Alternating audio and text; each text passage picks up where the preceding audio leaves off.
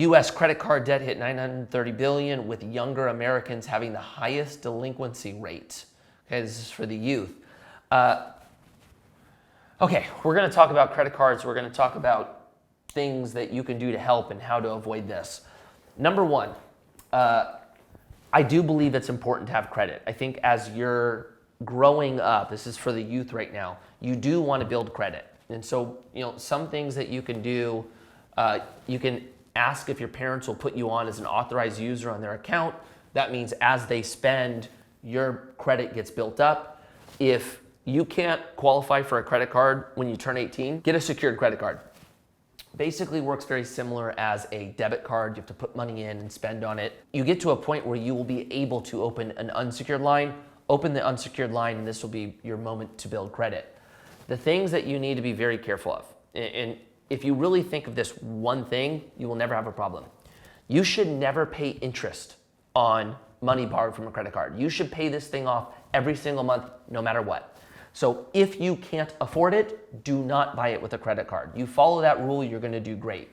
Now, what you're seeing here, I think, is twofold. One, we have inflation. We have something going on where it is much more expensive today than it was last year and the year before. And typically, for us as people, the last thing that we change is our lifestyle. The last thing we want to do is say no to something that we're used to doing. And what you end up seeing is people going into debt to be able to pay for lifestyle before they make the change. This is something that you see a lot with athletes. We get used to a certain lifestyle while we're making good money. Our careers end. We don't want to say no to the lifestyle. And this is why so many athletes go broke within those first 5 years into retirement from their pro career. We don't like changing lifestyle. What I would recommend, if you can't cover your expenses right now, you have two options. It's going to sound obvious. You either have to make more money or you have to cut back on expenses.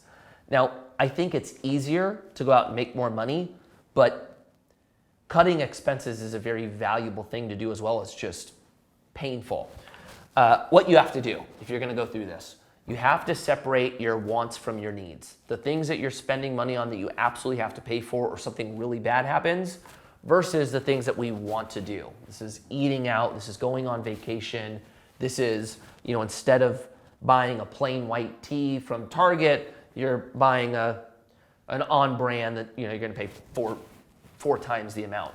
That difference from plain white tee to on brand, that would be a want. Cut back the wants as much as you can. Now, if you're in a scenario where everything you're spending your income on is needs and you're struggling to stay afloat, you have to either get a new job or create a side hustle or get a second. It's your only options. What we found, and I think this is important to mention, is if you pay yourself first, which means when every check comes in, you're going to take a certain percentage and automatically withdraw that to a savings account. And then that account, you're going to build out your emergency fund and then start investing once you have that emergency fund built out.